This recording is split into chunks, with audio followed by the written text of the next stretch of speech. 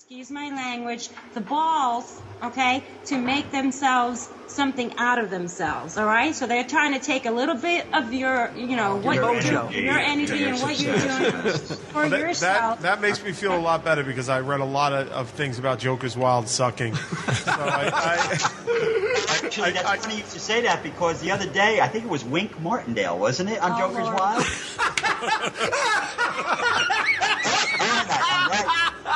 I told you, Q. I told you that when you said the name of your new show is Joker's Wild, people will confuse it with that old game show. Hold on, Sarge L. Hold on, Sarge L. Brian, remember I told you? Yeah, I do. Yeah. Q has a new TV show called Joker's Wild that has nothing to do with the Wink Martindale game show you're thinking of, and he's feeling a little down because he's heard some trolls come after him about it. Yeah, so they really were for stealing the concept. But on the real Joker's Wild, though, you were able to win a bounty of prizes that could add up to almost $1,000. Anything like that on your Joker's Wild? No, we just kind of wasted everybody's time. We can't believe the way people dressed back then, and that the big prize was like $500. Wait. So if you really want to know when I knew about Sarge L and I having something, was the first time that we kissed at the Vortex. I know we have spoken about this before. Right. Was that, Right. and this is his favorite part, so I'll pass All it to right, him. well, Sandra Can I ask had this? Vortex with actually the head of the OTO of New York. What's the OTO? What is OTO? Yes, it's a magical organization. Silly little people who want to be witches. Yeah, well, we were there with that with a defense intelligence Wait, agent. hold on one second, because last time we spoke, I asked if you would take me, and you said no. You said that nobody can handle it; they'll lose their minds. This was 1998. that's where they met, Q. Yeah, but I'm just saying, I want to see the Vortex, and See, You're not Telaqua, brother. I like that. No, the only problem about the Vortex, guys, is on a serious note, is I've lost. As you saw the possession picture on my website of what happened to my partner Tommy, research partner Tommy at the time, we lost everybody.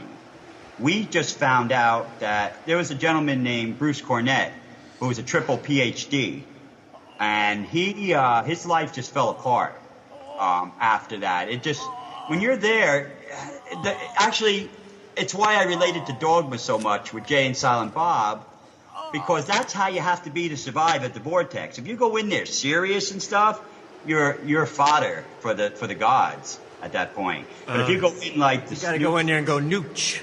yes, I'm telling you, and that's the way we password. used to. But Sandra and I, the first time we kissed was at the Vortex, and we had a group of people, and we were on the. There's two different poles to the Vortex. There's a positive and negative pole. And there's also a positive and negative pole between Sandra and myself, but we debate who is who, and that's been going on for years. Whoa.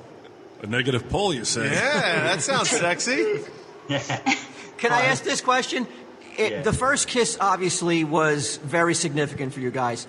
Has that spark remained this many years later with those kisses, or is it like, just You felt gotta go to the like Vortex. everybody else, No, like everybody, we go through our ups and downs and all that, but Sandra and I have been one-on-one in basically the same room Help me, please. for the last help. 7 Well, you and Suzanne have to relate to Telaqua and Sarge L, I would imagine, right? I mean, I you don't can't want to believe see this that. it's like a cosmic mirror. When we kissed at the Vortex, though, guys, it was a clear night. The stars were out. At the moment our lips touched, lightning came down from a clear sky and hit the water about 25 feet from us, causing everybody to come out of the woods and rush. Said, "Oh my God, did you see that?" Sandra and I just looked at one another and we just shut up and we were like, "Holy shit!" And to answer your question, if we still have that spark, yeah. Yeah. Nice. Yeah, that's romantic. And it's weird because I got to know the guy Sarge L18, and I got to know the guy, Brian. And a lot of people thought at first that you get attracted to, let's say, the legend. the legend, a superstar, the ham, the guy people want to get to know. And it's weird. I really enjoy the company of Sarge L18. I like going out, the adventure of Sarge L18. And I always say this to him. I fell in love with Brian first, and then with Sarge L18. Oh, okay. Which I really like. That's sweet. And I think that's what's kept us going. Now, all with right. Can I ask just real quick, can you both explain your names? Sarge L18, what does that mean again? Came from the future, 18 souls that came through the Philadelphia experiment when it opened up the hole in time, and we slipped into basically our ancestors. So in 1959, when I was born, when Brian Williams was born, was a very important life, and Sarge L18 came back. Sarge L came back to that life because, well, obviously with the vortex and orb discovery, it was a major life to experience, and hopefully I am personally trying to change the future, because a lot of years from now the future isn't exactly great. Oh, okay. Well, we'll get on to that, but and real quick, what does Telaqua mean? Well, actually, I say it that way only because of the way it was given to me. Prior to meeting Sarge L, really quick, I was supposed to be stillborn. They had told my mom that, way back when, you had to go through the whole pregnancy. I was a, poor woman, pauper, no good. About 15, 20 minutes after, no good, I started crying, that kind of thing, turned about. So when you were born, the doctors thought you were not alive? Yeah, prior to her, actually, they pushed her into labor, and prior to labor, they told her that I was stillborn just to prepare her. Right. And then it was about 15, 20 minutes afterwards that I guess I was deciding where I was going to come in or not. That's the joke my mom and I used to say about that. But all throughout my life, I used to, see certain things and ghosts, spirits, and things like that. And to me, it was always normal. And my family was always reserved about it, but they always treated it like it was normal. So I never really thought, I always thought everybody was like me. And the name Telaqua, who gave that to you? Telaqua came about, let's just say, in my mid-teens, the name Telaqua came to me. It's a South American ancient civilization that happened in South America. And supposedly from that name, it's spelled completely different than what you guys have now. That it was a civilization that actually corresponded with aliens. That's not my side of things. That actually lived on Earth here with the human race and cohabitated with and taught us here. And then they left, and that was one of the names of the towns. And the name was given to me as a person that I lived or was some sort of person that was in charge of being like a cohabitant of that. And that's all I'll say about that one. Right. How's that? All right. So I have a couple questions here, Sure. just real quick. If you have anything you can add to the questions, if you know anything, just real quick. Is there an Illuminati? Yes. There is. Yes, there is. And I wouldn't put so much emphasis into it because even with their vast reaches that they have and endless supply of money and power, they couldn't stop Sarge L18 from presenting his evidence to the world. Fuck the Illuminati. Yeah, fuck the... Well, I don't want to say that. You're no Sarge L18, buddy. Oh, really? And they came to the vortex. Matter of fact, I will just say this. You know the movie, what's it, Braveheart, right? Yeah. Right? Where Mel Gibson's on the rack and he yells freedom? Yes. And the Bruce, you can see they go to the Bruces. Yeah, Rob the Bruce. To him, that one with the dark hair. Josh the Bruce. Well, they came to the vortex. Their descendants came and found me and had me bring them to the vortex. The Bruces and from England, and they were very interested in it. And honestly, their holdings are vast, and they weren't able to stop it. It just sounds like you're willing to take anybody to the vortex but me. my feelings are a little hurt. No, that was Let me explain it to him, okay? You know why he won't take you? Because he likes you. He doesn't want to hurt him. You know what? Absolutely. It's because he likes you. If he didn't get too F about you, he'll take you. Leave you there. Okay. No, not really. I Not can't even really. do that. You I'm not can't here to even feed do that people anymore. to the beings. Right. You've never taken an enemy? I've learned so much about it, and Right. even I, being there, I've seen a lot of damage that's taken its toll on a lot of lives. And even from, let's say if you did go out there and he did take you out there, and a couple of different things happened to you, just by you being there and the energy that you bring out with you could affect the people around you, your family, your friends. Right. I don't have either. It's bad, guys. It's really What about your bad. cats? It's really bad. You don't really need to go to the vortex to see that stuff, you know. Yeah, just me and him. You're right there in the middle of Right southern New Jersey, which is famous for its legends.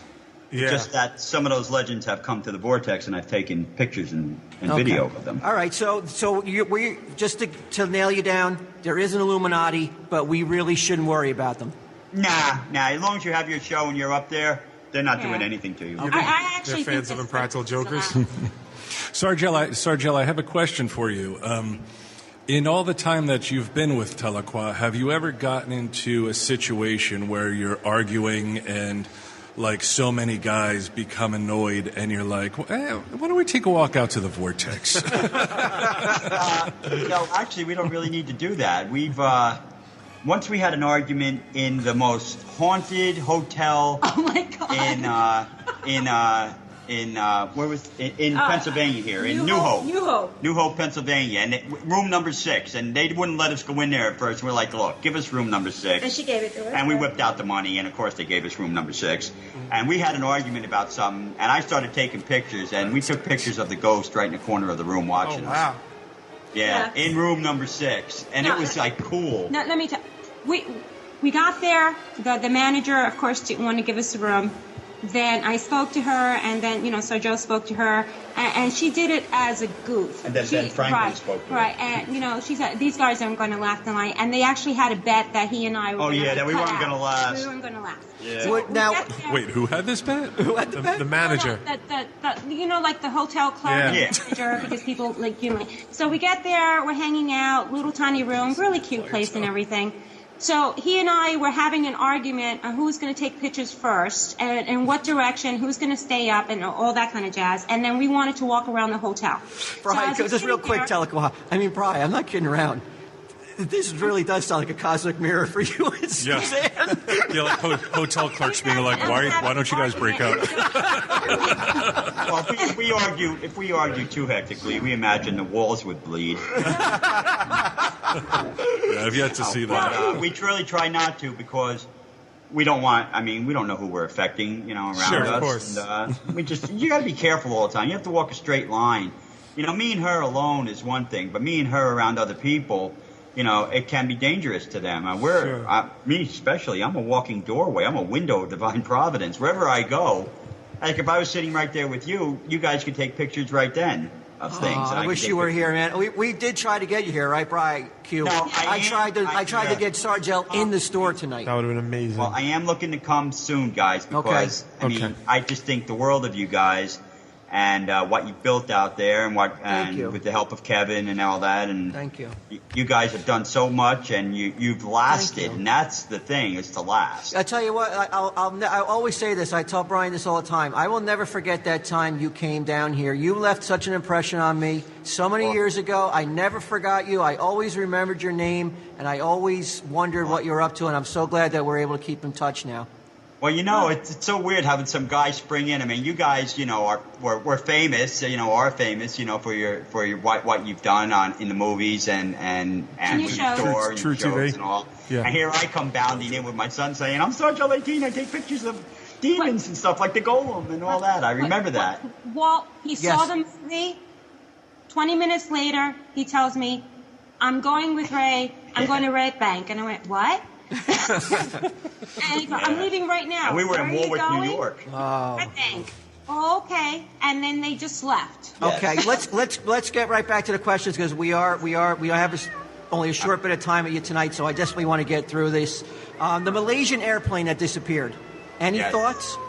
Yes, I had lots of thoughts on that. One, I figured there's 3 different things. Okay. All right. One. It didn't go down in the ocean because they would have found it. Yeah. We're able to find other things. We would have found that. They're either food, somebody was throwing a party in the Astral, the Dragons, and they needed some extra hors d'oeuvres. And that I'm dead serious about.